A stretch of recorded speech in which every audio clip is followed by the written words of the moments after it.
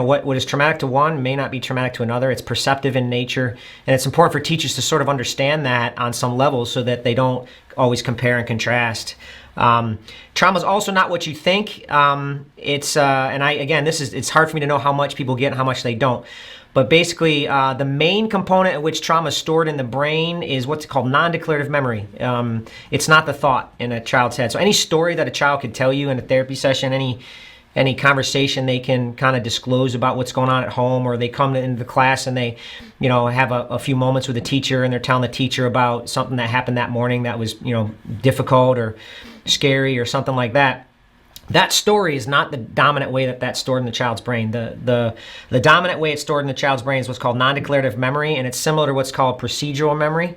And so what that means is like a procedure, like brushing your teeth or riding a bike. And so if you or teachers have ever heard anyone say, and a lot of us have heard some version of this at some point in our lives, so teachers can relate to this, people can relate to this, they're like, well, why don't you just get over it?